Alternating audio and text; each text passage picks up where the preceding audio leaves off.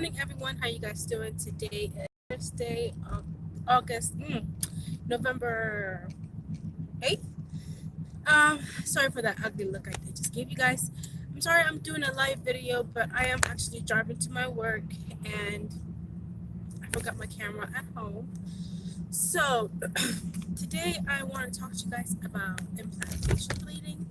So if you guys don't know what implantation bleeding or what this channel really kind of is about, is it mostly about health situations, but mostly about TCCing, which also means trying to conceive.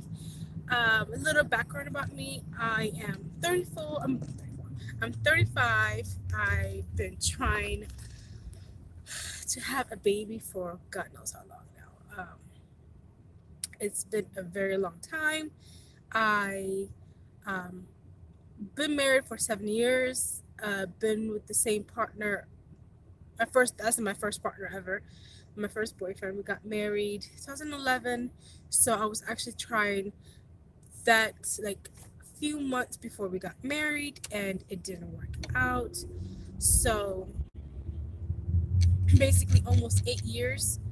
I've been trying to get pregnant, and it didn't work out. So it's just been really, really rough on us, especially on me, because as a woman, it's going to be a little bit rough on you, seeing other people around you getting pregnant, seeing other people, they most of the doctors say, well, if you lose just 30 pounds, and at that time I was pushing to 300 pounds.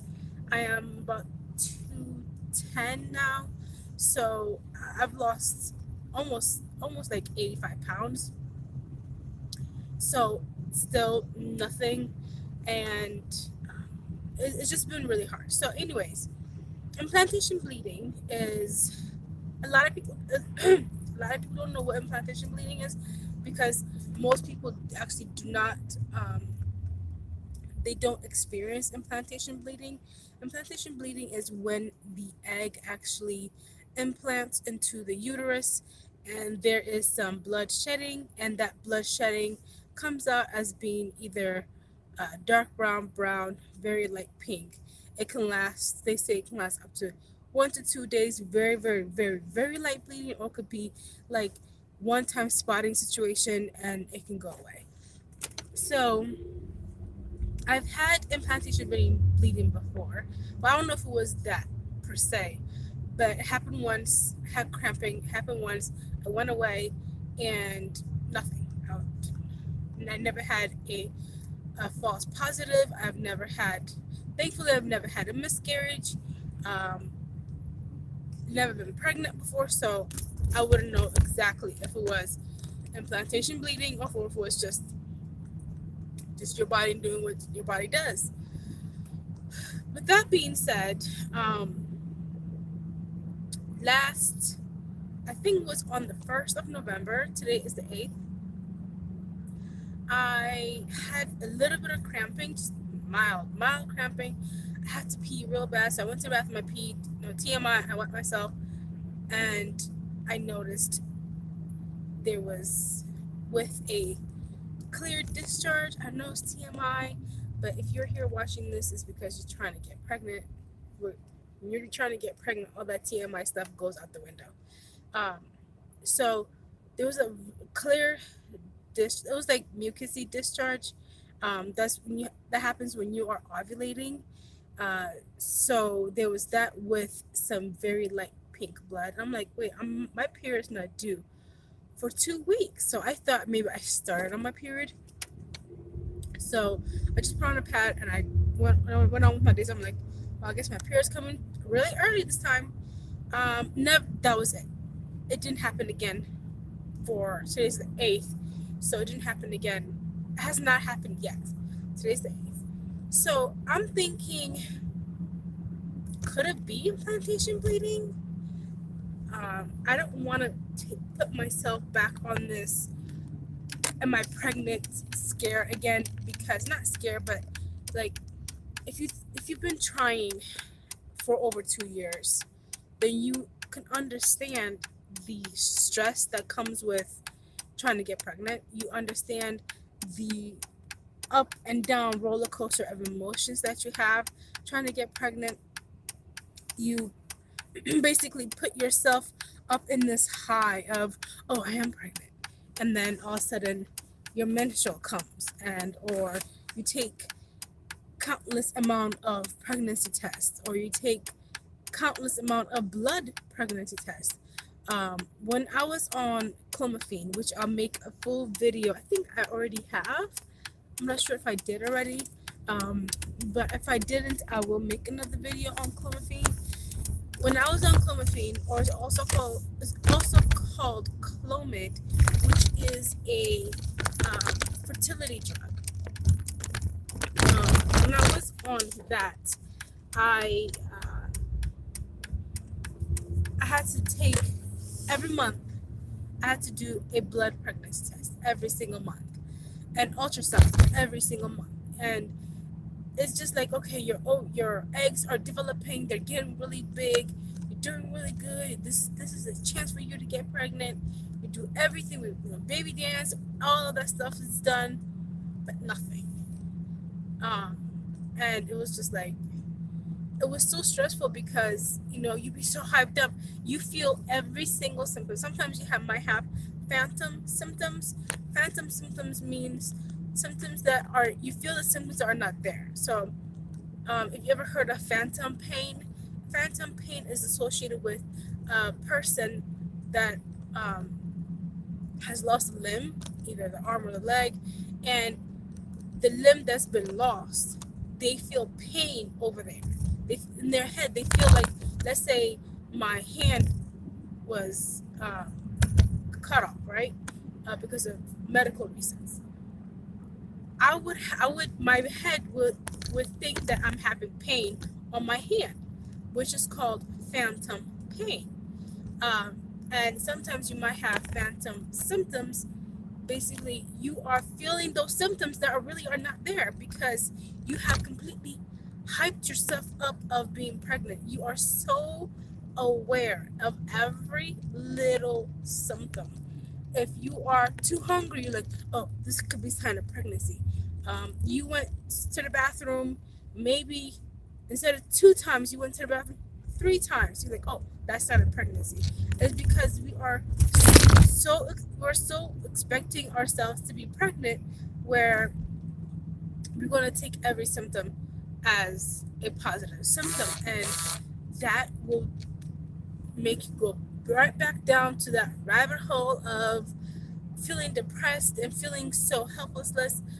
Even though you are seeing doctors, you're seeing nutritionists, you're seeing the fertility specialists, you're taking all the medication you're supposed to take, you're exercising, you're drinking well, you're eating well, sometimes it just doesn't happen for us, and it's so frustrating. I've been going through this, like I said, for 8 years now. If not, like, me and my husband started dating, we met in 2004 through both of our best friends. We met through her, 2004, like September 2004. We didn't start dating until February of 2005, and we weren't sexually active June of 2005. We used protection for the first 4 or 5 times. I know that's dumb. We should have been using protection the whole entire time of us dating, but I just knew in my heart that was it. That there was nobody else. And of course, sometimes you get upset and be like, "Oh, I want to date someone else," but in reality, we both knew we ain't going nowhere. We broke up a couple of times, but we always got back together.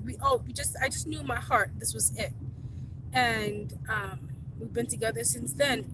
I was on birth control a couple of times to regulate my menstrual, but since 2005, basically, now it's 2018. That is 13 years with no positive pregnancy test. I only prevented, let's say, 2 years out of that 13 years.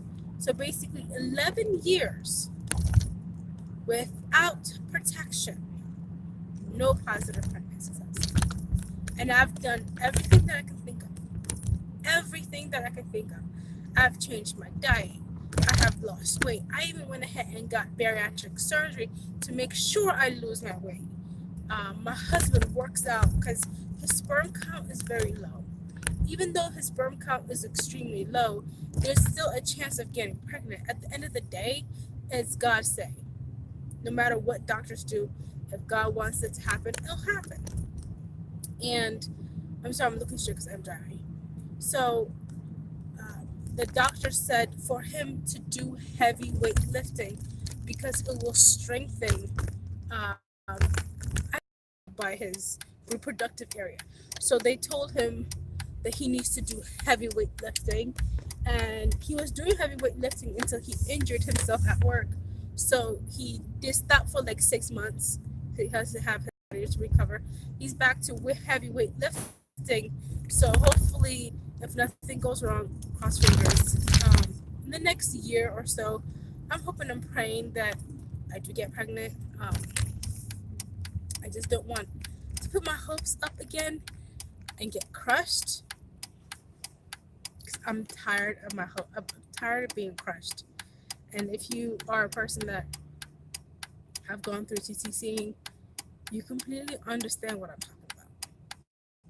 You completely understand when they say, especially if you are of a heavy set woman, and they say, well, if you lose some weight, then you get pregnant, and then you turn around and see no shade to anyone that is the weight I'm about to say. Please don't take this in offense, but once you lose the weight you need to lose, you've lost 80 plus pounds, and then you turn around and see someone that's a lot heavier, like 350, 400 pounds, even 500 pounds, they get pregnant like that, like easily.